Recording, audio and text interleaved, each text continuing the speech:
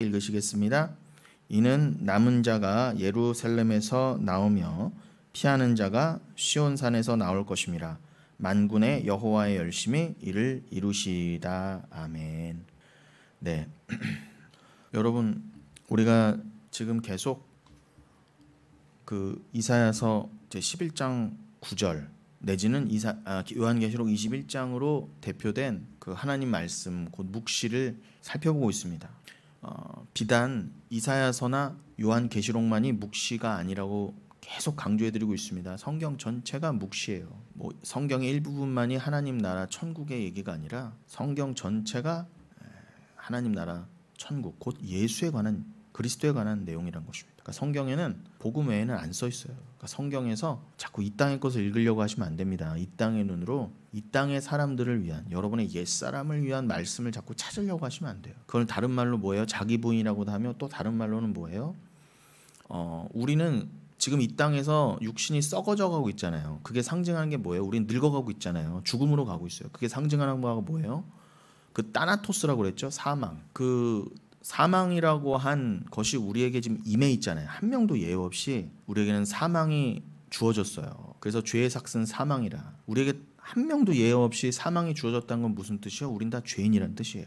그러니까 그건 한마디로 다 뭐예요? 우린 다 저주 가운데 있어요. 지금요. 더 정확한 표현으로 우린 저주 가운데 태어나는 게 맞아요. 복 받고 태어나는 사람 없어요, 여러분. 우린 다 저주 가운데 태어나는 거라니까요. 다윗도 그러잖아요. 나는 엄마의 태에서부터 죄인이었다 그러잖아요. 그러니까 여러분, 사랑받기 위해 태어난 사람 없어요. 우리는 원래 다 저주와 죄 가운데 태어난 게 맞아요. 그게 하나님과 성경의 증언입니다. 그래서 우리는 죽을 수밖에 없었고 결국엔 예수 그리스도 없이는, 그 은혜가 없이는 어떤 사망으로까지 나아갈 수밖에 없었어요?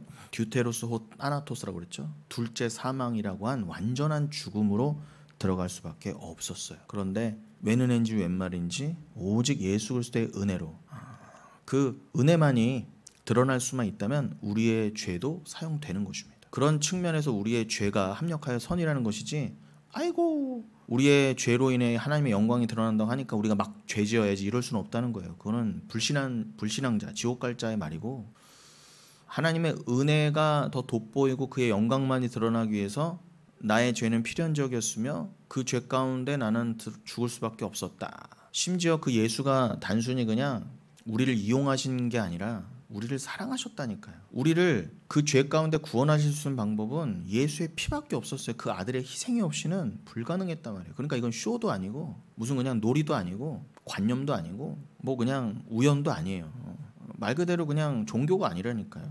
실제적인 것이며 그냥 단순히 하나님의 영광 노름이 아니라, 왜 본인의 영광을 위한 건데 자기 아들이 죽어야 되냐 말이에요. 이런 역설이 어디 있어요. 그러니까 그 피를 알고 우리에게 얼마나 소중한 게 주어졌다는 걸 알면 절대 우린 더 죄 가운데 머물 수 없어요. 그 죄가 뭐라고요? 계속 이 세상과 함께 둘째 사망으로 향하던 죄요. 이 세상과 함께 멸망의 길로 가던 죄요. 그 죄가 뭐라고요? 요한복음 1장이나 요한복음 16장에서는 뭐라고 그랬어요? 그 독생자, 그 예수를 믿지 않는 것, 사랑하지 않는 게 죄라 그랬잖아요. 그 죄에 대해서 알려주는 분이 성령이라고 그랬고요. 한마디로 뭐예요? 예수를 사랑하지 않는 게 죄예요, 여러분. 다른 게 죄가 아니라. 그러니 우리는 그냥 그 죄 때문에 다 죽음으로 가던 팔자였는데, 인간이 천국과 지옥은커녕 팔자도 어떻게 고쳐요? 인간은 팔자 못 고쳐요, 스스로. 절대로 안 됩니다. 근데 우리는 원래 그냥 다 듀테로스 따나토스, 둘째 사망으로 들어갈 판이었어요. 그런데 그 길을 그의 아들이 막아서고 그의 피를 내주어 우리를 다시 택한 자는 전부 다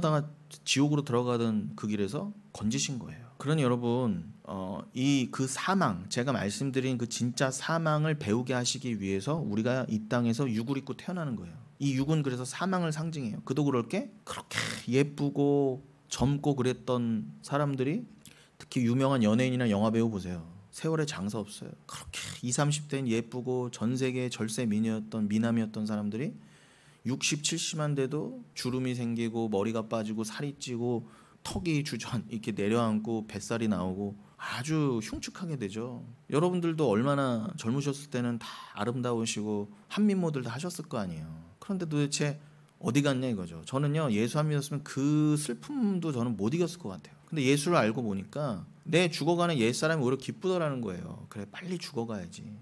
그 슬픔을 견디고 이길 수 있는 나에게 말씀이 주어졌으니까 너무 감사한 거예요. 내 옛사람이 드러날수록, 내 겉사람이 후패할수록 내 안에 예수가 드러나니까 진정 기쁘다라는 거죠.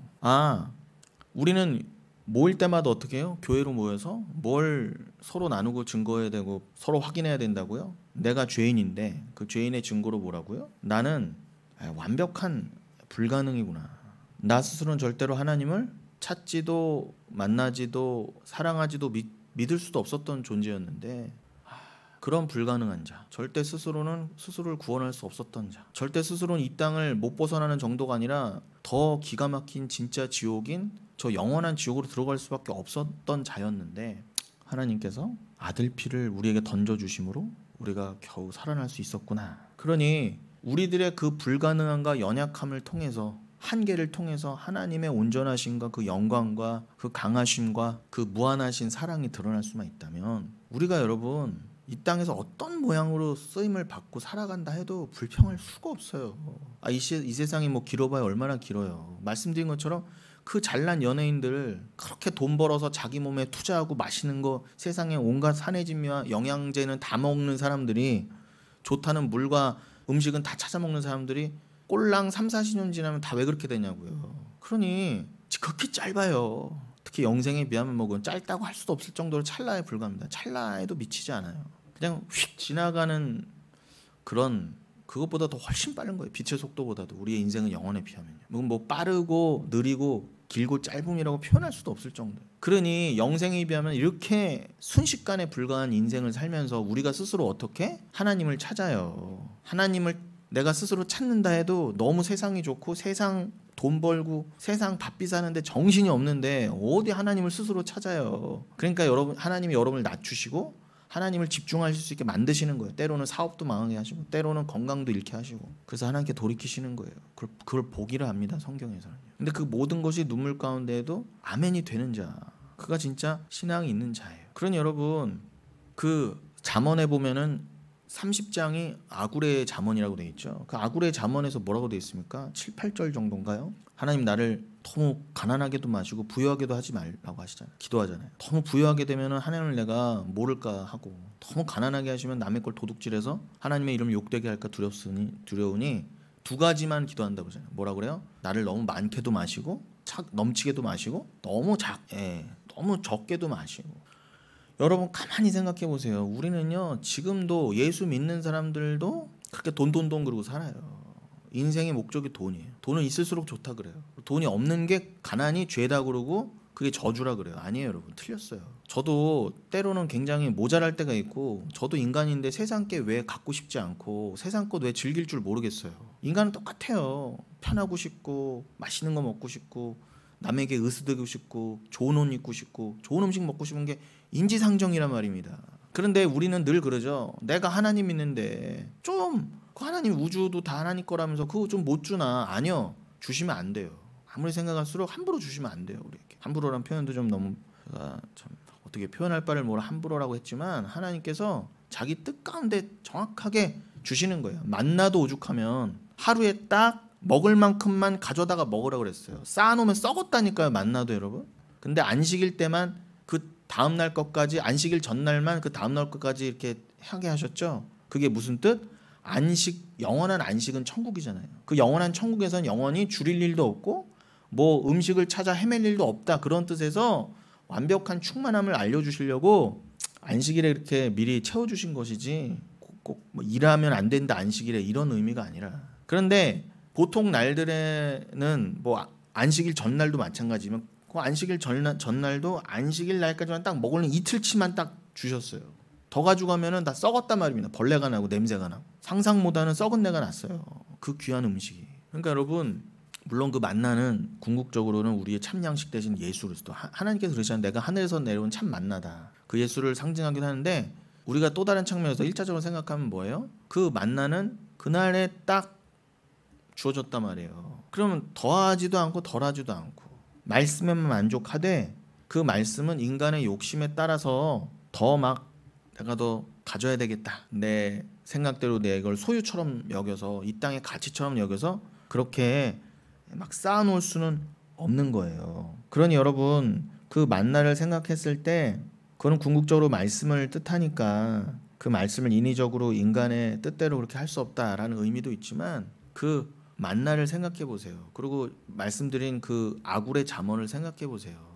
만약에 여러분 재정이 돈이 물질이 정말 신앙의 목적이고 그게 귀한 거였으면 하나님이 마음껏 주셨겠죠. 마음껏 가져라. 그런데 그게 진짜 중요한 게 아니기 때문에 하나님이 딱 필요한 만큼만 주시는 거예요. 여러분 아주 독한 약재는 그거에 맞게 써야지 약재를 더 쓰면 사람이 죽어요. 여러분 돈은 인간에게 반드시 독이 돼요. 인간은 스스로 돈을 제어할 수 없어요. 절대로. 오죽하면은 이 세상의 모든 인간들이 다 돈신을 섬긴다 하지 않습니까? 자기 스스로 사는 것 같죠? 이 세상은 다 돈의 노예입니다, 여러분. 심지어는 자기 생명도 돈으로 가치를 매기잖아요. 자기 시간도 돈으로 매기잖아요. 돈을 벌기 위해서 자기 시간과 생명과 수명을 팔잖아요. 여러분 창녀들은 뭐라고 하실 거예요? 몸 판다고? 우리도 몸 파는 거 마찬가지예요, 여러분. 우리도 생명을 팔잖아요. 그러니 우린 다 돈의 노예예요. 그러니까 하나님의 은혜가 아니었으면 우리는 그냥 돈만 보고 살다가 이게 인생인가 하고 허무하게 죽을 뻔했단 말이에요. 근데 왜 택한 자들에겐 그렇게 펑펑 안 주시면서 딱 필요한 만큼만 주신다? 이건 가치가 아니야를 알게 하시고, 때로는 저도 마찬가지예요. 기왕 주시는 거, 기왕 뭐 좀 시작하게 하시는 거 아주 여유롭게 주시면 안 되나? 저도 왜 그런 생각을 하루에도 10대 번도 안 하겠어요.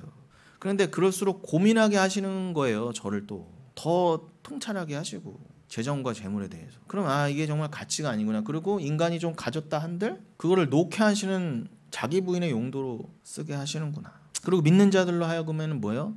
넘쳐나는 돈과 시간이 오히려 하나님 앞에서는 면목 없고 죄스럽고 내가 뭐 여유가 있다고 함부로 살 수는 없지. 그리고 조금만 시간적이나 돈적인 여유가 생겨도 딴 데를 보고 싶어하는 그 인간의 못된 죽을 때까지 없어지지 않는 그 본성을 보면서 인간의 불가능함을 배우라고 하시는 거예요. 그리고 그 위에 부어진 하나님의 은혜 덕분에 우리가 돈에서 끊겨질 수 있었구나. 근데 왜 저 교회 나와서 돈 달라고 그래요. 그 돈 안 해준다고 교회를 떠나가고 말이 안 되는 거예요. 그건요. 하나님이 정말 그분을 사랑하시면 그게 딱 그분의 정량이어서 그런 거예요. 그렇다고 무조건 일하지 말고 그냥 핑가팅가 놀라는 얘기가 아니잖아요, 여러분. 최선을 다해 일하세요. 근데 오늘날 세상은 늘 말씀드리지만 사기치지 않고는 부자 못 돼요. 제대로 된 부자 못 됩니다. 그걸 보면서 세상하고 같이 놀라는 게 아니라 세금 낼 거 내시고 열심히 일하시면서 여러분의 생명을 갈아 넣어서 제발 회사 가서 딴짓하고 뭐 성경 본답시고 교회를 한답시고 딴짓하지 마시고 회사 가서 교회 주보 만들지 마시고 열심히 여러분의 생명을 갈아서 돈을 버세요. 남의 돈 벌기가 쉽습니까? 그러면서 어떻게 해요? 나는 이렇게 몇 푼 벌자고 여기에 매일 수밖에 없었던 존재구나. 최선을 다하면서 어떻게 해요? 그 돈에 매이지 않는 삶을 보이시라는 거예요. 하나님이 하실 일입니다. 그걸 그냥 쌓으라는 얘기가 아니라. 그리고 어떻게 해요? 신앙은 실제구나. 이 돈이 얼마나 무서워요, 여러분. 돈이 조금만 없어도 사람이 덜덜덜 떨리고, 믿는다는 사람들 돈 없으면 하나님 원망하는데 당장 병원 가도 돈 없으면 안 되잖아요. 근데 도대체 하나님이 이 귀한 돈을 어떻게 이렇게 무가치하게 여기게 하실 수 있는 분인가? 천국이 안 믿어지면 안 된다니까, 여러분. 그게요. 정말 천국을 믿는 자가 있다는 걸 또 네가 정말 천국을 믿느냐를 보여주실 위해서 우리에게 어떤 믿음을 주셨는가. 그리고 우리가 과연 돈을 통해서 우리 신앙을 돌아볼 수 있잖아요. 난 정말 천국을 믿고 있는가. 난 정말 가치를 천국에 두고 저기가 보이고 믿어야 거기다 가치를 두죠. 여기에 있고 없고로 일희일비하는 게 아니라 좀 돈 좀 있으면 천국도 믿습니다. 하나님 사랑해요. 그랬다가 조금만 돈 없으면은 금방 우린 여러분 뭐 삐졌다 그러고 뭐 교회 안 나온다 그러고 그래요. 또 어디 돈 벌게 해주는 사람, 부자 되게 만드는 사람한테 기도받으러 간다 그러고 기도원 간다 그래요. 그나마 그건 양반이에요. 무당 찾아도 가잖아요. 교회 다니는 재직들도. 이거 제 농담이 아니라니까요. 장로권사들 다 무당 찾아가요. 급할 때는요. 그게 무슨 신앙이냐 말이에요. 제 말은요. 뭐 여러분들은 거기에 너무 자유하다고 생각하지 마세요. 우리는 어떠한 모습을 보일지 몰라요. 그리고 우리도 또한 과거에 그런 모습을 보여왔고요. 그러니 겸손하자는 거예요. 우리는 하나님의 조금만 상황을 낮추시면 욥 보세요. 그렇게 하나님 나는 이렇게 의롭습니다. 나는 지나간 여자도 한 번도 음욕을 부어온 적이 없습니다. 나는 우리 자식들한테 이렇게 하나님을 가리키고 자식들 제사 지낼 때마다 나 그렇게 헌금을 드려서 하나님 율법 지켰습니다 하는 자도 하나님이 조금 더 낮추시니까 하나님 입장에서 조금 더 낮추신 거예요. 자식들 다 10명 먼저 보내시고 앞세우게 하고 재산 다 잃게 하고 친구들 다 떠나가게 하고 와이프도 떠나가게 하는 게 하나님 입장에서 조금 낮추신 거라니까. 근데 그거 했더니 어떻게 해요? 하나님 왜 나한테 왜 이러셨냐고 막. 그게 인간의 수준이라는 것입니다. 그러니까 하나님이 왜 그렇게 하셨다? 널 보라는 거예요. 넌 그 수준밖에 안 돼. 그러면서 하나님이 그렇게 하신 건 뭐예요? 인간은 조금만 낮추셔도 그렇게 하나님 버릴 것처럼 그래도 내가 믿음을 준 자는 절대 나를 못 떠난다. 내가 꽉 잡고 있다 그 뜻이에요. 그리고 하나님이 주신 그 믿음과 은혜와 신앙이 도대체 얼마나 귀한 것이길래 욥보다 더한 상황을 만나도 택한 자는 하나님을 더 붙들고 믿으면 믿었지 안 떠나더라. 그걸 여러분이 보이셔야 된다는 거예요. 근데 그러려고 여러분을 부르셨는데 여러분 왜 자꾸 하나님한테 더 달라고 그래요? 왜? 아니 무조건 돈이 나쁘다는 얘기가 아니라 돈 솔직히 왜 더 달라고 그래요? 의식주 채워진 거 이상은 왜 더 달라고 솔직히 우리 돌아보면 왜 그래요? 남보다 더 으스대고 싶어서, 남보다 더 맛있는 거 먹고 싶어서, 남보다 더 좋은 집에 살고 싶어서 그런 거잖아. 솔직히 말해서요. 뭐 솔직히 뭐 조금 마음이 찔리니까 하나님 더 헌금하려고요. 하나님 11조 더 내려고. 이런 거는 그냥 하는 말이고 그냥 하는 말이죠. 하나님 나만 뭐 먹고 살라고 그래요? 하나님도 드린다니까. 요 따위 말이나 하는 거죠. 자기 조금 마음 편안하려고. 헌금도 왜 드린다고 그래요? 미안하니까. 내 마음의 짐 좀 내려놓으려고 그런 거지. 솔직하게 왜 그렇게 자꾸 돈을 달라고 그래요? 나 때문에. 그냥 나 때문에. 그 이유는 뭐예요? 내가 살아있으니까. 그러니까 우리는 안 된다는 거예요. 그 모습이 뭐 예수 믿고 어떻게 돈을 좋아해 제가 막 욕을 하는 게 아니라 예수 좀 믿는다는 자들도 결국 그 수준인 거예요. 그러니 뭘 서로 자랑하고 뭘 서로 정죄합니까? 그러니까 아굴의 잠언인 거예요. 나를 너무 부여하기도 마시고 그렇다고 너무 가난하게도 마시고 그냥 제가 이 땅에서 주님을 배우고 천국을 꼭 소망하는데 그걸 위해서 하나님 나에게 적정한 수준이란 게 있죠. 그건 주님이 정하신 거고 주님이 아시는 바잖아요. 그냥 다 맡겨드린다는 거지. 그 아굴의 잠언이 뭐 스스로 인간이 잘나서 내가 또 너무 많이 가지면 교만할 것 같으니까 하나님 좀만 주세요. 이것도 엄청난 죄예요. 하나님 앞에 교만함입니다. 지가 뭐라고. 하나님 내 수준은 그래도 몇 평 아파트 이상은 살아야 돼. 그래도 이 정도 차 이상은 몰아야 돼. 그래도 내가 어디 밥 먹을 때는 어디 호텔 가서 먹어야 돼. 때때로 해외여행도 가야 되니까 내가 적정 수준은 내가 정하니까 하나님 요 수준은 꼭 채워줘. 요 따위 소리는 할 줄 알지. 그러니까 우리는요, 인간은요, 수준이 뭐라고 표현해야 될까요? 참 외람된 말씀이지만 인간은 너무 연약하고 안 됩니다. 그냥 말씀 앞에 납죽 엎드려야 돼요. 이건 애나 어른이나 그런 게 아니에요. 제가 뭐 여러분 앞에 인생을 얼마나 살았다고 이런 말을 함부로 합니까? 이건 애나 어른의 문제가 아니잖아요. 애나 어른이나 똑같은. 제가 볼 때는 어른 될수록 더 애가 될 때도 있어요. 솔직히 여러분도 어르신들이지만 어르신이 되니까 조금 점잖해져 보고 사람이 기가 죽는 것 같지, 그건 몸이 약해져서 그런 거예요. 간디가 그랬죠? 내가 나한테 팔팔한 여자들 옷 홀딱 벗겨서 그 다 자기 하인으로 집에 있게 했다고. 그 잘난 간디가, 노벨 평화상 탄 간디가 왜 그렇게 했다? 나는 이렇게 젊은 여자들의 알몸을 보고도 전혀 음욕이 생기지 않는 사람을 증거하려고. 그 간디가 나이 먹어서 그런 거예요, 여러분. 나이 먹어서 그런 거라니까. 나이 먹어서 조금 여자 덜 밝히는 것 같고, 나이 먹어서 좀 점잖해 보이고, 나이 먹어서 힘이 없어서 좀 저기 보이는 거지. 사람 안 변한다니까요. 그 성격과 그 성깔과 그 뭐라고 합니까? 그 옛 성질은 절대 안 변해. 인간은 그냥 늙은 노구에 묻혀 있는 것 뿐입니다. 그러니까 다들 그러잖아요. 마음만은 이팔 청춘이라고 다 그러시잖아요. 그러니까 요 자존심을 다 내려놓으셔야 돼요. 인간은 안 됩니다. 그러니 우리는 죽는 순간까지, 진짜 사망이 벗어지는 그때까지, 우리 육신의 사망이 이르는 그때까지, 저 지옥 갈 사람들은 더 둘째 사망으로 들어갈 그때 그 순간까지 우리는 겸손하게 있다가 그들과 다른 길을 가게 됐다는 그 믿음 가지고 그 믿음 그대로 천국으로 복귀하는 거예요. 근데 처음으로 돌아가면은 뭐라고요? 그 사망을 배우라고. 진짜 사망, 따나토스라고 한 성경에서 말한 사망을 배우라고 우리를 이 늙어가는 육신에 가두시는 거예요. 조금 20-30년만 지나도 금방 주름이 생기고, 아무리 뭘 펴바르고 보톡스를 넣고 별 난리 버거지를 뭐 영양크림을 막 처발처발해도 안 되게 만드신 거예요. 안 되게 만드신 거예요. 찰나에 불과하게. 그게 오히려 믿는 자들은 복이에요. 여러분, 우리 육이 너무 안 늙어. 이게 오히려 저주라니까 여러분. 믿는 자에겐 그게 저주예요. 그러나 안 믿는 자들은 어떻게든 진시황처럼 여기서 더 살아보려고. 왜 그래요? 죽음을 못 이길 것 같으니까. 스스로. 아무리 돈이 많고 부자면 뭐합니까? 사망도 못 이기잖아요. 그 잘난 스티브 잡스도 요 조그마한 췌장암 때문에 갔고, 진시황도 그렇게 세상을 휘어잡았지만 제명에 그냥 갔어요. 100살도 못 살고. 사망을 못 이기니까. 사망이 너무 두려우니까. 근데 우리는 어떻게 고린도전서 15장 말씀처럼 그 겉으로 보이는 사망이 내포하고 있는 바 진짜 사망, 그 저주, 그 지옥을 향해서 꾸짖으면서 주일에도 말씀드렸지만 사망아 너의 쏘는 것이 너의 승리가 어딨냐면서 어떻게 감히 사망에 뭐 대항해 보는 정도가 아니라 세상을 어떻게 이기는 자가 되냐 말이에요. 누가 그렇게 하셨다? 주 예수 그리스도가 그 피로 그렇게 이루셨다는 거예요. 그러니 우리가 이긴 그 사망이 얼마나 불가능하고 그 사망이 얼마나 우리를 그냥 영원한 죽음에까지 이르게 하는 무서운 건지를 알게 하시려고 우리 육신의 사망을 담아두신 거예요. 그러면은 우리는 그 방사능에 피폭된, 얼마 전에 삼성전자에서 방사능에 피폭됐다고 막 살갗 다 벗겨지고 지금 막 그 사람 어떻게 됐나. 너무 불쌍하죠. 그거 생각하시면 돼요. 우리는요 이 땅에서 여러분 마치 피폭된 것처럼 우리 겉사람이 이렇게 싹 녹아가는 거예요. 사라져가는 거예요. 저주 가운데 우리 몸이 살라져가는 중입니다. 지금요. 우리 겉사람이라고 한 옛사람이 살라져야 우리 안에 예수가 드러나고 내가 예수로 드러날 거 아니에요.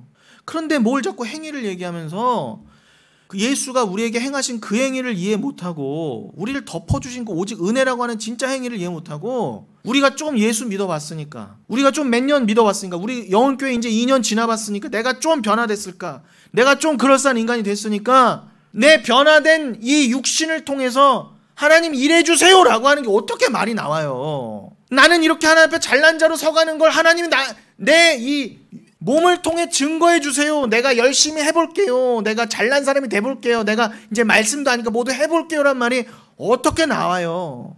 하세요. 하지 말라는 게 아니라 하면서 깨달으시는 거예요. 하면서 깨달으시라는 거예요. 나는 안 되는구나.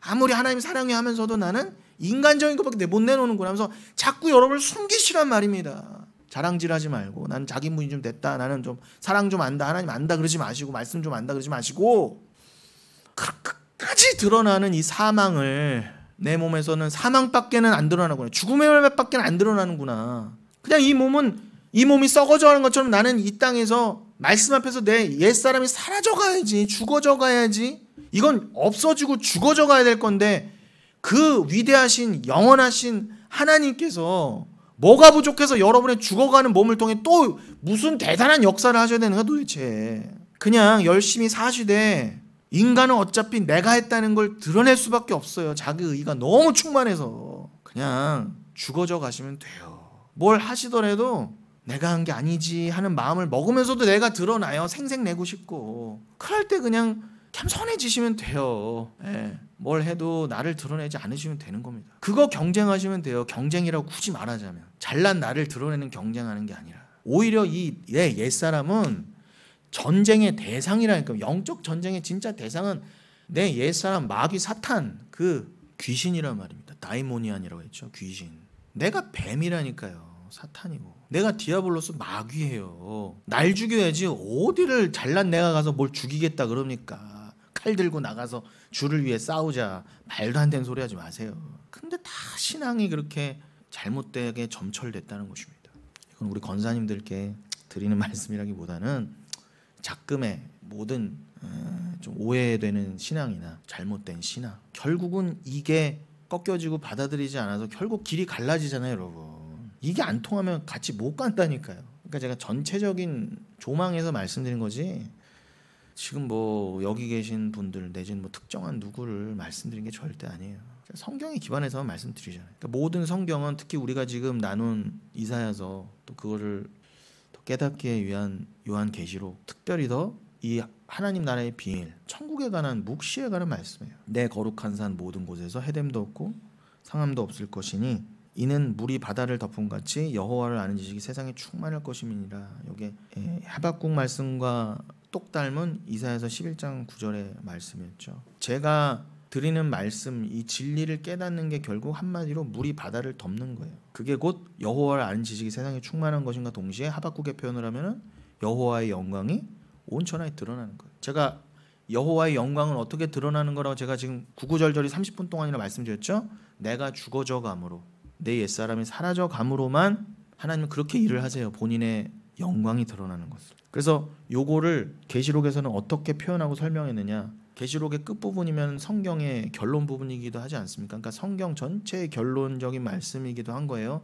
계시록 21장 1절로 8절을 읽어드리면 또 내가 새하늘과 새 땅을 보니 처음 하늘과 처음 땅이 없어졌고 바다도 다시 있지 않더라. 그렇게 되어 있습니다. 이게 21장 1절 말씀인데, 자, 새하늘과 새 땅과 대조되는 게 뭐라고요? 처음 하늘과 처음 땅이라서, 그건 옛하늘과 옛 땅이라고도 하는 거예요. 이 처음 하늘과 처음 땅 내지는 옛하늘과 옛 땅의 또 상징이 뭐예요? 에덴 동산이잖아요. 그러니까 에덴 동산 여러분 완벽한 곳이 아니에요. 그러니까 뱀도 있었죠. 하나님이 보내신 뱀도. 그런데 뭘 그렇게 에덴의 회복, 새 에덴 뭐 이럽니까? 그건 틀린 표현이라니까요. 이미 에덴을 뛰어넘는 참 에덴이 하늘에 있는데 뭘 이 땅에서 또 에덴을 회복한답시고 그래요. 그러니까 다 틀렸다는 거예요, 제 말은요. 이 말씀을 못 믿으니까, 안 믿으니까 하는 말들인 거예요. 이 처음 하늘과 처음 땅은 프로토스, 우라노스, 프로토스 계라고 되어 있습니다. 이 프로토스라는 개념은 우리가 뭐 예배 때도 특히 근자에 종종 나눴던 말씀인데, 이 프로토스가 뭐였어요? 프로토스가 쓰인 대표적인 말씀이 어디였어요? 디모데전서 1장 15절에 보면은 사도 바울이 나는 죄인 중에 괴수다. 그랬을 때 그 괴수가 프로토스예요. 대가리라는 뜻이죠. 그런데 여러분, 우리들의 진짜 머리는 누구세요? 예수 그리스도라고 그러잖아요. 특별히 에베소서에. 그러니까 우리들의 진짜 프로토스 되시는 분은 원래 예수 그리스도인데, 우리들이 죄인이라는 게 어떻게 증거된다고요? 내가 스스로 머리 된 자가 돼 있을 때 그걸 죄인이라 하는 거예요. 내가 스스로 프로토스 되는 거를 그걸 죄라고 하십니다. 다시 한번요. 지금 프로토스의 개념이 뜻이 옛하늘과 옛 땅, 처음 하늘과 처음 땅에서도 프로토스로 뜨였지만 프로토스의 또 다른 같은 맥락이면서 살짝 다른 의미가 뭐라고요? 그 죄인 중에 괴수라고 설명된 그 프로토스. 그러니까 내가 스스로 머리 되는 건 괴수인 거예요. 근데 예수로만 우린 머리 삼아야 된다고 그러고, 계시록에는 어떻게 그래서요? 에베소서에 예수만이 머리 대신 교회의 머리라고 하신 것이 완성되어서 계시록에는 어떻게 해요? 다 성도는 목이 잘렸다 그러잖아요. 목이 베었다 그러잖아요. 이 땅에서 목이 잘리는 순교를 꼭 해야 어디 가서 작두날에 목이 날아가야 천국 들어간다는 뜻이 아니라, 영적으로 무슨 뜻? 거긴 여러분의 주체와 자아가 없는 곳이라는 거예요. 목이 다 잘려있는 거라니까. 이렇게 잔인하게만 말씀하세요. 그러지 마세요. 다 목 베었다 그러잖아요. 목이 베인 성도들이다. 다 자기가 다 부인되었다. 예수만을 머리 삼은 자들이다. 그런데 그 예수가 자기를 뭐라고 표현하셨다고요? 또 계시록에 보면은 그 21장 4절이나 22장 13절에 찾아보시면 나중에 거기에 내가 처음과 마지막이라고 표현해 놓으셨어요. 옛날 성경에는 처음과 나중.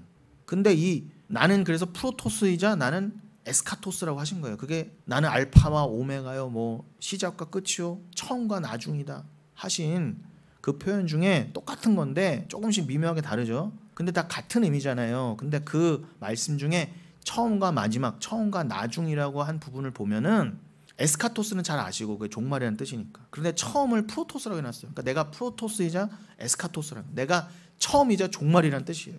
그죠? 예수가 알파요 오메가이시니까. 예수가 다라는 거예요, 한마디로. 로마서 1장 17절에 보면은 우리의 구원은 믿음에 이르러서 된다고 그러잖아요. 구원에 이른다고 그러잖아요. 그러면은 믿음 외에는 우리들의 구원은 이룰 수 없어요. 믿음으로만 가능한 거예요. 믿음이면 된다는 얘기기도 하고요. 그럼 예수님이 처음과 나중, 알파와 오메가라는 건 뭐예요? 예수님이 믿음이시라는 거 그 자체. 그러니까 믿음은 우리 게 아니에요. 믿음은 그냥 예수라니까요. 그 예수가 믿음이 처음이자 끝이라는 거예요. 다라는 거예요, 여러분. 그래서 오직 믿음이라는 거예요. 그런데 또 세부적으로 말씀드리면 헬라어를 우리가 알아야 되는 게, 여기에 프로토스, 에스카토스를 쓰였는데, 프로토스가 그 단어를 사도 바울은 죄인 중에 괴수라고 썼다고 한다면 일맥상통하잖아요. 그렇구나. 내가 스스로 프로토스 되면 죄인이지만 그 프로토스의 자리를 예수께 내어야 드려야 되는구나. 그리고 그 나를 프로토스 삼은 게 죄인이라는 맥락에선 뭐라고요? 그래서 처음 하늘과 처음 땅, 그걸 프로토스, 우라노스, 프로토스게, 그건 없어야 되는 거구나. 그래서 예수만이 머리가 되셔서 예수가 다 이루신 그 나라에 예수만을 믿는 자들 드러나서 영원토록 예수만을 위해 사는 자들만이, 목이 날아간 자들만이 있는 곳이 그래서 새하늘과 새 땅이라고 하는구나. 그 프로토스 하늘과 땅을 대체하고 완벽하게 이기는 그 새하늘과 새 땅, 우라노스 카이난 게 카이난.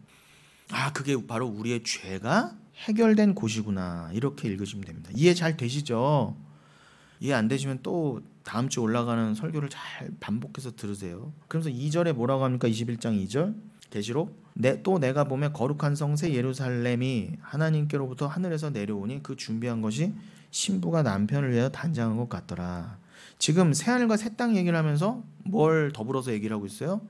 거룩한 성새 예루살렘, 템폴린 하기한 이 예루살렘. 그러니까 여러분 한마디로 새하늘과 새 땅이 곧 거룩한 성새 예루살렘이에요. 엄밀히 말하면 새하늘과 새 땅 안에 거룩한 성새 예루살렘 그 교회가 들어가 있는 거지만, 그런데 여러분 분명히 그러시잖아요. 그 거룩한 성새 예루살렘 안에 또 성전이 있는데, 이 땅에서 돌로 만든 성전으로 설명해 줬던 것처럼 그 하늘에 거룩한 진짜 예루살렘 그 안에도 성전이 있는데, 그런데 그 거룩한 성새 예루살렘은 바로 너희를 말하는 거야. 왜요? 예수라는 신랑을 위해서 단장된 신부라고 그러잖아요. 신부는 교회잖아요. 그러니까 이 땅에 있던 성전과 예루살렘 성도, 그 예루살렘 성도 지금 뭐 유대인들하고 중동 사람들하고 막 난리 버거지 싸우는 그거의 원래 뜻은 뭐다? 진짜 하늘의 새 예루살렘 교회 하늘의 신부를 알라고 여기다 만들어줘 봤더니 아직까지도 전쟁하고 버거지 피고 있잖아요. 그거 다 차지하겠다고. 그게 인간의 수준이라니까 여러분. 온 과학과 돈을 동원해서 전쟁하고 앉았잖아요. 그냥요. 그게 세상이에요.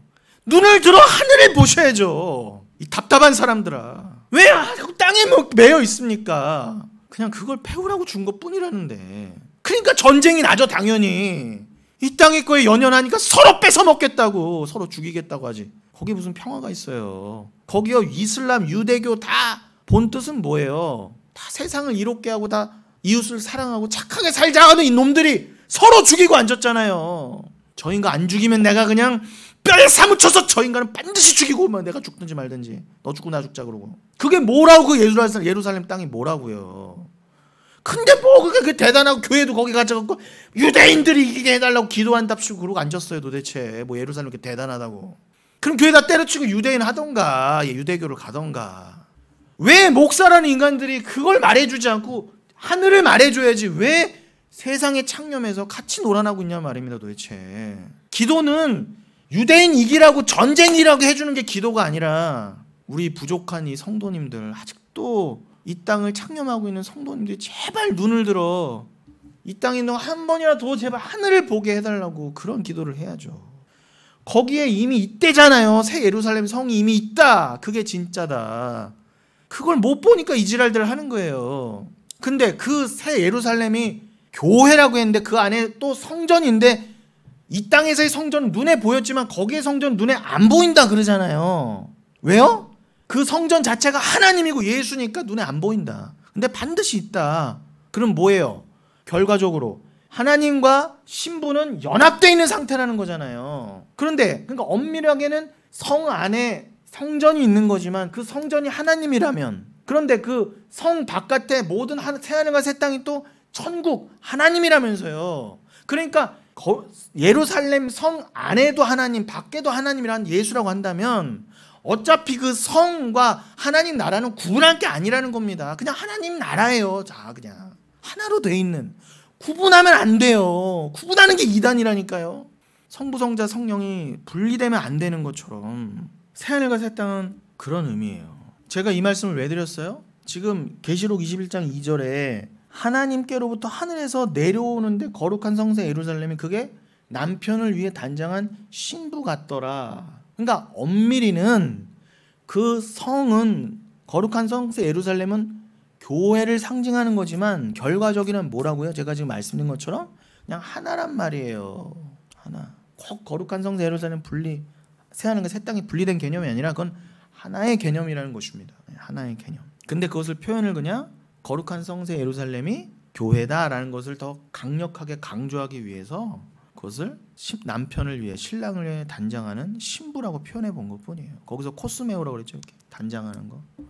아까도 뭐 여자분들 나이 드는 걸 말씀드렸지만 아무리 좋은 뭐 명품 몇백만 원짜리 샤넬 같은 거 찍어 발라도 그 주름과 그 노쇠함은 가릴 수가 없어요. 저는 제일 민망하고 흉측한 게 뭐냐면 장례식장에서 시체에다가 화장하는 거.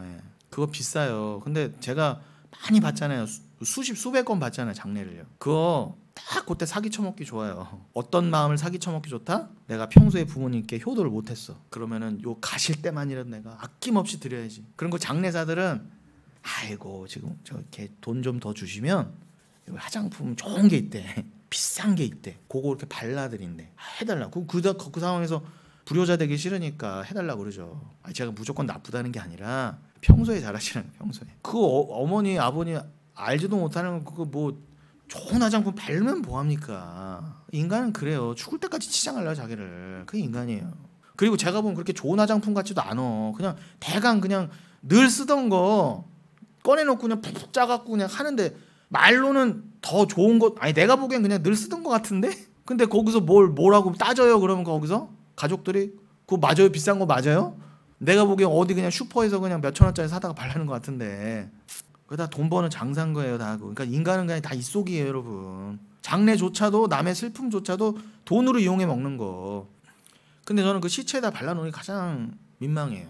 뭐 하면 할 수 있죠. 좋은 수위 할 수 있는데 그게 무슨 의미가 있어요? 그렇게 하면 천국 갑니까? 뭐 그렇게 하면 뭐 돌아가시는 부모님이 아이고 좋다 감사하다 고맙다 내 아들 딸들을 잘 먹고 잘 살아라고 복 주고 갑니까? 다 인간의 생각이라는 거예요. 진짜 중요한 건 그런 걸 통해서 우리가 정말 주님 앞에 단장한 영원히 이게 얼마나 흉해요. 시체에다가 하는 것도 흉하고 다 늙은 피부에다가 아무리 찍어 바르는 것도 흉한데 그러나 주님 앞에 우리는 정말 영원히 아름다움으로 주가 우리를 너무 사랑하는 모습으로 서 있을 수 있게 되는구나. 코스메오 3절 내가 들으니 보좌에서 큰 음성이 나서 이르되 보라 하나님의 장막이 사람들과 함께 있음에 하나님이 그들과 함께 계시리니 이것도 제가 지금 설명해드린 그 개념인 거잖아요. 이거 언제 한번 말씀드린 것 같은데 거기 보시면 하나님의 장막이라고 했죠. 장막이 스캐네예요. 장막은 여러분 그 모세 때의 그 장막 생각하시면 돼요. 그걸 회막이라고도 성막이라고도 했잖아요. 그도 그럴 것이 모세 때의 그 광야에서의 장막 회막은 늘 12지파의 가운데 있었잖아요. 늘 하나님의 백성과 하나라는 증거잖아요. 말씀과 하나 된 무리 그것을 교회라고 하는구나. 그 뜻이에요. 그 이상도 이하도 아니에요. 그 가죽 덮개 그 장막 자체는 아무런 의미가 없어요. 그게 그렇게 중요할 거면 아직도 남아있어야지. 어디 갔어 도대체 어디 갔어? 못 찾아요. 언제 없어졌고 누가 가져가는지도 몰라요. 중요하지 않단 얘기예요. 뭐 저기 그 여호수아 때 길갈에다 좀 해놨다가 나중에 어딥니까 저 나비 솔로몬 때는 기브온인가 거기에 해놨다가 그 뒤로는 몰라요. 이게 어디 갔는지. 물론 그 안에 법궤는 나중에 솔로몬이 성전에다 갖다 놨지만 그 성전조차도 파괴될 때 다 가져갔잖아. 바벨론이요. 다 싸그리다 그냥 없앴잖아요. 그 말은 무슨 뜻이에요? 중요한 게 아니라는 게 눈에 보이는 건 여러분 그게 아무리 장막이 됐던 법궤가 됐던 그러니 눈에 보이는 건 아무것도 아니라는 뜻입니다. 여러분 중요한 건 뭐예요? 이 말씀을 깨달으시라는 거예요. 말씀 때문에 그게 있었던 거잖아요. 하늘에 진짜 장막이 있다. 진짜 스캐네가 있어. 그게 누구와 함께 있다고요? 너희 교회와 거룩한 성새 예루살렘으로 표현하신 신부와 함께 있다 그러잖아요. 그러면서 뭐라 그래요? 하나님이 그들과 함께 계시리니 그래요. 근데 우리나라 성경은 여러분 너무 심심해요. 번역이 참 아쉬워요. 이게 원어에 보면은 하나님의 스캐네가 있어. 이것은 하나님이 그들과 스캐노 하시는 증거다 이렇게 돼 있어요. 그러니까 이게 하나님이 우리와 함께 계신다가 스캐노로 돼 있는데 이 단어가 어디서 왔다? 스캐네 장막에서 왔다는 거예요. 근데 우리는 장막과 함께 계시다는 게 연결이 잘 안 되잖아요. 근데 헬라어는 뭐예요? 스캐네와 스캐노라는 거예요. 그러니까 스캐네라고 하는 장막은 원래 무슨 의미로 주신 것? 스캐노, 너희와 영원히 함께 하신 하나님을 배우라고 장막을 줘보셨던 거예요. 이해되시죠? 지금 다 같은 얘기가 반복되고 있는 것 뿐이에요. 1절은 새하늘과 새 땅으로 표현해 보셨다면 2절에서는 신랑과 신부로 표현해 보셨다면 거룩한 성 새 예루살렘으로 표현해 보셨다면 3절에서는 장막 스캐네와 스캐노로 설명해 보시는 거예요. 똑같은 얘기를. 그들은 하나님의 백성이 되고 하나님은 친히 그들과 함께 계셔서 이게 성경 전체 언약이잖아요. 이거 또 한 번 강조되잖아요. 그렇구나. 맞네. 성경은 전체가 다 스캐노 하나님 우리와 함께 계셔서 영원히 우리 하나님 되어주신다는 남편 되어주신다는 그 뜻이네. 그래서 4절 뭐라고요? 그때서야 비로소 진정한 안식 모든 눈물 파스 다크리 기억해 놓으세요. 주일에도 계속 눈물 얘기, 애통 얘기 할 거거든요. 지금 나눌 게 많아서 본격적으로 못 나갔지만 그리고 저의 모든 설교는 다 눈물과 애통의 얘기였잖아요. 왜 그걸 강조해야 돼요? 보세요. 없애신다 그러잖아요. 눈물을요. 다 모든 눈물을. 여러분이 아무리 펑펑 울어보세요. 몇 수십억 수백억의 성도들이 펑펑펑펑펑펑 평생 울었어도 그 모든 눈물을 다 말려 없애신다 그러잖아요. 그게 영원한 새하늘과 새 땅 장막에서 있을 일이에요. 진짜로. 그러니 실컷 우세요. 그런데 그 눈물은 단순히 아이고 내 팔자야, 아이고 내 인생이야, 제발 감정 노름하고 나는 왜 예수 믿는데 이렇게 살아야 돼, 내 인생도 기구하지, 나는 왜 이것밖에 못 벌어, 나는 왜 이것밖에 못 먹어, 그 뜻이 아니라 더 이상은 말하지 않겠습니다. 그 눈물을 어떻게 연결해야 돼요? 바로 나오잖아요. 말씀에 다시는 사망이 없고. 제가 이 사망이 아까도 설명드린 따나토스로 돼 있어요. 여기도요. 다시는 사망이 없고. 그렇구나. 그 눈물은 결국 우리들의 영원한 죽음, 영원한 지옥을 상징하는 거였구나. 그것을 없애주신 거였구나. 그러니 이 땅에서는 실컷 울되 왜 울라고요? 나에게서 가져간 사망이 뭔지를 배우시라고. 내가 좀 어떨 때 아파 보면서, 내가 어떨 때는 관계가 끊어져 가면서, 어떨 땐 사랑하는 사람을 좀 보내면서, 어떨 땐 돈이 좀 털려가면서, 어떨 땐 좀 암이 걸려가면서 나에게서 가져가신 영원한 눈물을 배우시라고 주시는 거예요. 한치의 오차도 없이, 실수도 없이. 하나님 나한테만 왜 이러세요? 그러지 마세요. 다 똑같아요. 정도의 차이만 좀 있는 거지. 근데 하나님 입장에서는 암 걸린 사람이나 조금 덜 아픈 사람이나 뭐 이랬던 사람 저랬던 사람 하나님 입장에 똑같아요. 뭐 다 독인 객인인 거예요, 여러분. 우리 입장에서 내가 더 힘들어요, 내가 더 아파요, 그럴 뿐이지. 그러나 아무리 욥보다도 더했다 하더라도 하나님 앞에 가서 어떻게 해요? 눈물을 닦아주시고 위로해 주신다는데 그 앞에서 할렐루야 하고 있지. 그 앞에 가서 나 근데 하나님 억울하네, 나한테 그때 왜 그러셨어, 할 인간은 없다는 거예요. 이해되시죠? 제발 그걸 나누자는 거예요, 제 말은요. 근데 왜들 도대체 말귀를 못 알아들으십니까 도대체. 진짜 중요한 걸 나눠야 된다는데 그까지 이 땅에 위로가 뭐라고, 다시는 애통하는 게 없다고 그러잖아요. 펜토스, 이 땅에서 애통해 봐야 하나님께 감사를 하든지 말지 할 거 아닙니까? 곡하는 것, 크라우게, 아픈 것, 포노스 다시 있지 아니하리니 없대잖아요. 빨리 벗어던지고 가고 싶지 않습니까? 저는 지금 오늘이라도, 제가 아까 초반에 르무엘의 잠언 말씀드렸는데 사실 이 땅에서 육을 입고 있으니까 하나님이 이렇게 꽉 어떻게 보면 이렇게 가둬놓으신 것 같은 느낌이잖아요. 막 우겨쌈을 당한 것 같잖아요. 돈도 요만큼 주셔, 맨날 욕먹게 하셔, 그렇게 세상에서 그렇게 맨날 그렇게도 안 살게 하죠. 이게 인간적 입장에 정말 짜증나는 거예요. 권태롭고요. 그래서라도 싫고 헐헐 그러고 싶고, 또 한편으로는 뭐라고요? 그렇구나, 내가 이렇게 겪는 애통, 아픔, 고난, 모자름, 부족함, 깨어짐, 외로움, 슬픔, 오해받음, 억울함, 이걸 빨리 해결하고 싶지 않으세요? 다 하나님이 정리해 주시고 선악간에 내가 스스로 찾아다니면서 변호하고 내가 증명하는 게 아니라 하나님이 쫙 다 갈라놓으시고 천국과 지옥으로 설명하시면 지옥과 있는 인간이 다 아이고 하나님이 맞았구나, 저 사람 말이 맞았구나 해준다는데, 저는요 이게 너무너무 빨리빨리 얻고 싶어요. 근데 하나님이 아직 이 땅을 살게 하시는 거 어쩌라는 겁니까? 근데 그러면 부정적이다 그러고 사람이 살기 싫어한다 그러고. 아닙니다 여러분. 저는 말씀을 말하는 거예요. 말씀을. 그러면서 뭐라고 하십니까? 이 모든 것들은 다시 있지 아니하리니 처음 것들이 다 프로토스, 처음 것들이 에덴 포함해서 모든 것들이 다 지나갔음이로라. 얼마나 기쁜 말씀이에요. 이 프로토스의 처음 것들에 모두 포함되어 있다. 내 옛사람도, 내 옛 모습도, 내 사망도, 나의 슬픔도, 나의 부끄러움도, 나의 수치도, 나의 억울함도, 나의 눈물도 다 있는 거예요. 이것만큼 완벽한 복음이 어디 있어요? 그런데 이거에 만족하지 못하니까 엉뚱한 소리들 하고 앉았는 거예요. 그러니까 제가 그들 다 짐승 취급하는 겁니다. 말씀을 모르니까. 제가 인간적으로는 그들을 어떻게 짐승 취급해요? 제가 나이도 더 어리고 돈도 없고 배운 것도 짧은데 그들보다.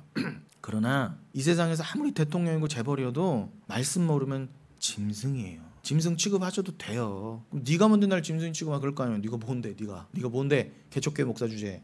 아니 말씀이 좀 넌 짐승인데? 두고 보자 나중에. 난 전한다. 두고 보자는 거 나중에. 어떻게 되나. 5절에 보좌에 앉으시니가 이르시되 보라 내가 만물을 새롭게 하노라 하시고 또 이르시되 이 말은 신실하고 참되니 기록하라 하시고. 이거는 반드시 내가 이룰 거야. 이미 이루어졌어. 신실한 내 이름 걸고 하는 거야. 이거는 영생을 걸고 적어라 기록해라 한 게 모든 성경 특히 계시록이란 말입니다. 그러니 온갖 이단이 계시록을 갖고 왜 유독 계시록을 갖고 난리 버거지를 피겠어요. 너무 확실하니까 말씀이. 확실히 알면 너무 위로가 되고 은혜로운 말씀인데 이거를 모르니까 두려워. 왜 계시록을 자꾸 말해? 전봉중 목사는 자꾸 계시록을 말하는데 이단 아니야? 이따위 소리나 하는 겁니다. 그것도 어디에서? 신천지에서 그런 적 이해도 해요. 같이 있었던 교회에서 권사 장로란 사람들이 목사란 사람들이 그러니까 이거는 뭐냐 도대체.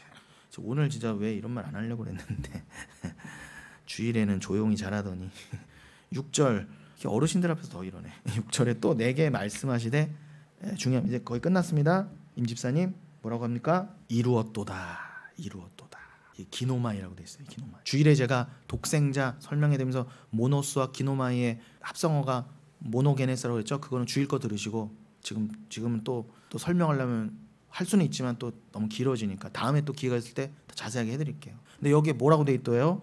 계시록에는 그 동일한 단어가 뭐라고 써 있다고요? 말씀하시되 주가 말씀하시되 내가 다 이루었도다. 내 뜻대로 다 되게 했다 이 뜻이에요. 기노마이. 그래서 모노게네스는 무슨 뜻? 모노스 기노마이. 내가 그렇게 할 수 있는 유일한 자가 모노게네스 독생자라는 뜻이에요. 이제 독생자라는 이름 정확히 아셨죠? 그래서 제가 주일에 살짝 틀렸던 부분이 요한복음 3장에 그 모노게네스가 3번 나온다고 했는데 약간 수정하면은 요한복음 1장에 독생자 1번 나오고 요한복음 3장에 독생자 2번 나오고 그 다음에 요한일서 4장에 독생자 1번 나오고 그 다음에 히브리서 11장에 독생자가 1번이 나와요. 그래서 5번이에요. 그런데 여러분이 헷갈리지 말아야 될 것이 제가 말한 요 5번의 기준은 모노게네스 원어로 따졌을 때 모노게네스가 5번 나온다는 거예요. 근데 우리나라 성경에는요 히브리서에는 외아들이라고 돼 있어요. 아브라함이 이삭을 그 외아들을 드렸다고. 근데 제가 설명해 드린 게 주일에 설명해 드린 게 그 부분이에요. 단순히 외아들로 번역하면 이건 참 전달이 어렵다. 아브라함은 단순히 이삭을 드린 게 아니라 모노게네스 독생자를 드린 거다. 독생자는 예수밖에 없으니까 아브라함 결국 누굴 드렸다는 거예요?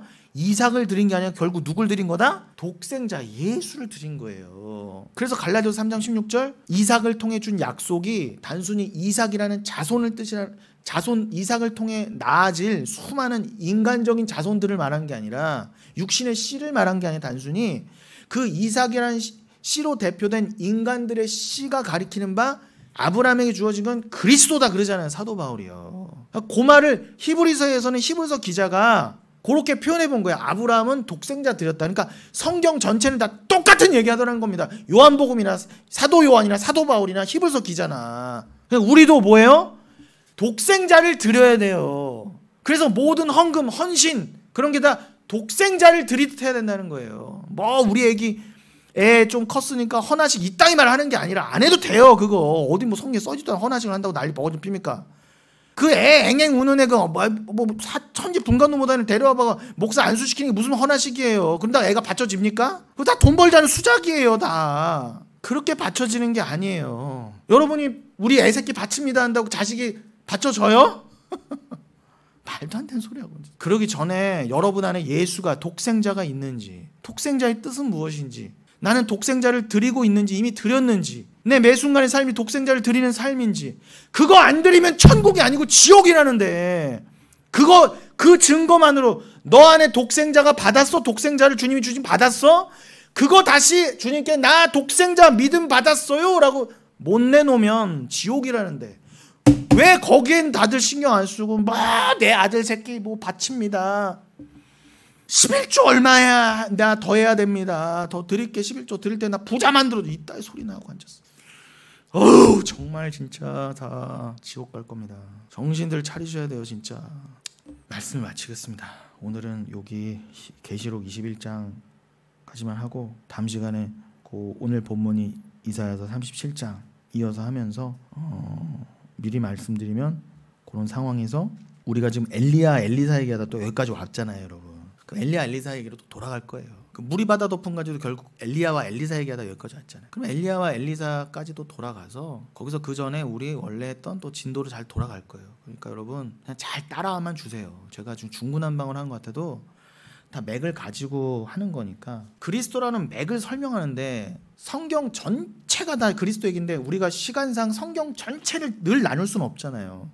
근데 시간이 주어지는 한 우리가 나눌 수 있는 부분만큼은 그리고 제가 아무리 목사여도 아무리 하루 종일 성경을 봐도 이걸 다 몰라요, 제가. 그러니까 제가 아는 만큼만 전달해 드려도 이렇게 시간이 걸리는 거니까. 그러나 제가 맥을 잘 잡고 가는 거니까 여러분이 조금 힘드시거나 혹시라도 좀 진도가 무슨 의미가 있습니까? 그런 거 잘 한 말씀을 알아도 잘 알아야죠. 그래서 오늘은 요 계시록 21장까지만 마친다는 거예요. 아까 그래서 뭐라고요? 6절에 내가 다 이루었도다 그랬죠. 이거는 여기서 우리가 독생자라는 개념을 암과 동시에 그 독생자께서 특별히 요한복음에서 뭐라고 외치셨어요? 십자가에서 내가 다 이루었다. 그때는 테텔레스타이라고 하긴 했는데 기노마이나 테텔레스타이나 다 똑같은 말이에요. 우리 성경은 다 이루었도다, 내가 다 이루었다 같은 말로 해놨지만 헬라어에서는 기노마이와 테텔레스타이거든요. 엄연히 다르지만 그러나 결국 하나님 입장에서는 똑같은 의미라는 거예요. 내가 기노마이하게 만들었다. 다 이렇게 되게. 그리고 그 일을 내가 십자가에서 테텔레스타이 다 온전히 완성했다 그 뜻인 거예요. 이해되시죠? 주님이 다 하셨다는 거예요. 주님이 다 하셨다는 거예요. 여기에 인간의 공로와 자격, 노력이 안 들어가 있잖아요. 그래서 그게 오늘 우리가 처음에 읽은 오늘 본문이 어디였어요? 이사야서 37장이었죠. 32절. 그게 왜 여기서 강조돼야 돼요? 다음 시간에 더 자세하게 했지만 여호와의 열심히 일을 이루시리라 그랬죠. 여기도 이루시리라 그랬잖아요. 뭐가요? 여호와의 열심히, 인간의 열심이 아니라 여호와의 열심만이 그걸 이루시는 거예요. 그게 그 이루시리라가 신약의 언어는 뭐라고요? 기노마이나 테텔레스타이라는 거죠. 그러면서 그 계시록 21장 6절 후반부에 21장 6절 후반부에 뭐라고 한다고요? 나는 알파와 오메가요 처음과 마지막이라. 그러면서 그걸 다른 표현으로는 또 어떻게 하시는데 마치 성경 전체의 총정리 같죠? 나는 알파와 오메가 하면서 나는 아르케카이 텔로스, 나는 처음과 마지막이면서 여기서 텔로스가 쓰였나요? 이 텔로스가 바로 아까 테텔레스타이의 그 텔로스예요. 내가 다 이루었다 십자가에서. 그러니까 예수님이 내가 바로 또 처음과 마지막이야 그런 거예요. 여러분 잘 이해하세요? 보세요. 여러분 저 좀 봐주세요. 이게 우리나라 말 성경에는 나는 알파와 오메가요. 뭐 처음과 나중이요. 뭐 처음과 마지막이라. 이렇게 뭐 시작과 끝이라. 이렇게 말장난처럼 돼 있는데 요거를 그래서 잘 이해하시기 위해서 헬라어가 원어가 필요한 거예요. 원래 성경에 뭐라고 적혀 있는가. 그리고 그 원어에 뭐라고 적혀 있는가를 알아야 은혜가 더 커요. 참뜻을 알게 되니까. 더 가깝게 알게 되니까. 단순히 처음과 끝, 시작과 나중이라고 말장난 같고 그래서 그 시작이 언제라는 거야? 처음이 언제라는 거야? 막연하잖아요. 성경에 막연한 게 어디 있어요?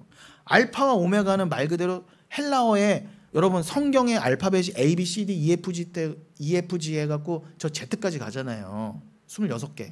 그런데 이 헬라어는 그 영어로 치면 A, B, C가 24개가 있어요. 근데 그 처음이 알파고 영어의 A와 비슷하죠? 그 끝, 그게 오메가예요. 오메가 시계 생각하지 마시고 그냥 거기 따다가 붙인 그 유명 브랜드고 영어로 치면 A부터 Z, 헬라어로 치면 알파와 오메가인 겁니다. 그러니까 여러분 신약 성경은 이 헬라어로 지어졌잖아요. 근데 예수님이 그 신약 성서의 언어인 헬라어에 알파요 오메가라고 한다면 뭐예요? 모든 말씀은 나다 그 뜻이잖아요.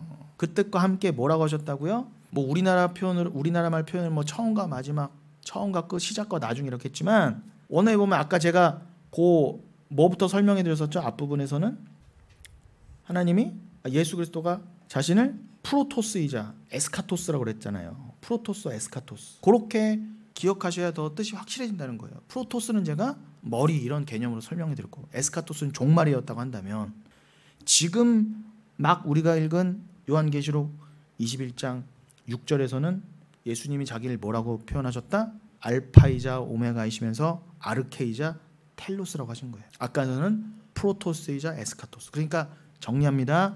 예수님은 자기를 뭐라고 표현하셨다? 알파요 오메가, 프로토스이자 에스카토스, 그리고 아르케이자 텔로스라고 했단 말이에요. 그러면 아까 알파 오메가는 설명해 드렸고 또 프로토스 에스카토스 설명해 드렸으면 이제는 뭐예요? 아르케와 텔로스라는 거예요. 아르케와 텔로스는 뭐라고요? 아르케는 요한복음 1장 1절에 보면은 하나님이 태초에, 말씀이 태초에 하나님과 함께 계셨다. 이거 창세기 1장 1절하고 똑같죠? 그 태초 전을 말하는 거예요. 그러니까 예수님은 뭐라고? 나는 태초 전부터 있던 하나님이야 내가. 창세기 1장 1절을 그대로 갖고 오셨으니까 예수님이 야 내가 그 하나님이야 바로. 내가 아르케야. 단순히 이 땅의 시작, 역사의 시작 정도가 아니라 나는 영원 전부터 아르케 그 근본이야 내가. 그리고 텔로스는 뭐라고요? 아까 테텔레스타이, 십자가에서 내가 다 이루었다, 완성했다. 그게 테텔레스타인데 그게 텔로스와 어원이 같아요. 그러니까 내가 텔로스야 한 건 뭐예요? 내가 다 완성자야 그 뜻인 거예요. 내가 종결자이면서 완성자야 그런 뜻인 거예요. 예수가 다 하시는 거예요. 그 나라와 여러분의 구원을. 그걸 믿으시면. 그러면서 부연 설명 또 뭐라고 하세요? 내가 바로 생명수 샘물을 목마른 자에게 값없이 주는 자야. 호휘도로 호조에. 요 생명수란 말은 예수님이 뭐 너무 많이 쓰셨죠. 여기서 또 한 번 도장을 찍어주잖아요. 그러니까 알파요 오메가 뭐 프로토스, 에스카토스, 아르케, 텔로스 이게 다 한마디로 뭐라는 거예요? 그 예수가 생명수라는 거예요. 휘도 생수라는 것입니다. 그리고 이걸 믿는 자들, 즉 이기는 자들, 즉 자기 목을 날리고 예수로 인해 자기 목이 날려지고 자기 옛사람을 죽인 자들. 그래서 영원히 하나님의 장막에서 그와 함께 스케노 영원히 함께 거하게 된 자들, 그들이 뭘 상속으로 받는다? 하나님 나라를. 그 상속은 로마서 8장 17절에 그 싱클레로 노모스 그거라고 그랬죠. 예수 그리스도와 함께 우리가 뭔데 예수 그리스도만이 갖고 계셨던 그 천국을 공동 상속으로 받게 됐냐는 거예요. 예수와 똑같은 입장에서. 말이 안 돼요. 말이 안 돼요. 이게 믿어져야 돼요. 이건 어떻게 이 죄인이 그 하나님이신 예수와 공동 상속자가 됩니까? 여러분 집에 땅 문서 집 문서 집에 기르시는 개새끼하고 같이 공동 상속자 하실 수 있어요 없어요? 말이 안 되잖아요. 아무리 강아지가 귀엽다 이건 내 새끼다 이건 뭐대.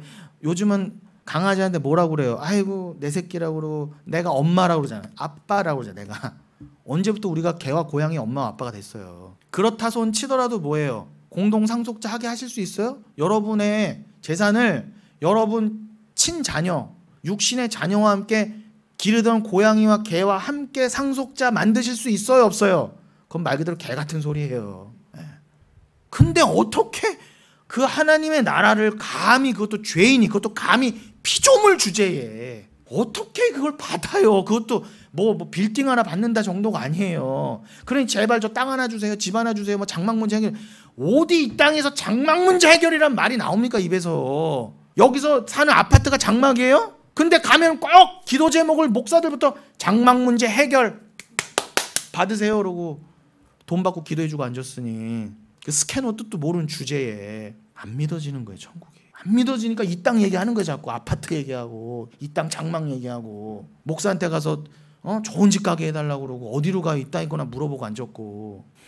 여러분 우리는 그의 아들이 되었습니다. 나는 그의 하나님이 되고 그는 내 아들이 되리라. 예수만이 아들이었는데 우리도 아들이 되었어요. 그러나 두려워하는 자들은 8절 두려워하는 자들과 믿지 아니하는 자들과 흉악한 자들과 살인자들과 음행하는 자들과 점술가들과 우상숭배자들과 거짓말하는 모든 자들은 불과 유황으로 타는 못에 던져지리니 이것이 바로 둘째 사망이니라. 듀테로소 따나토스 초반에 강조했던 그 따나토스입니다. 여러분 잊지 마시고 8절의 정확한 의미는 다음 시간에 하는 걸로 하고요. 여러분 오늘 전체적인 맥락을 꼭 잊지 마시고 둘째 사망에서 벗어나서 그 사망을 이기신 여러분의 현실에 감사하시기를 바라겠습니다.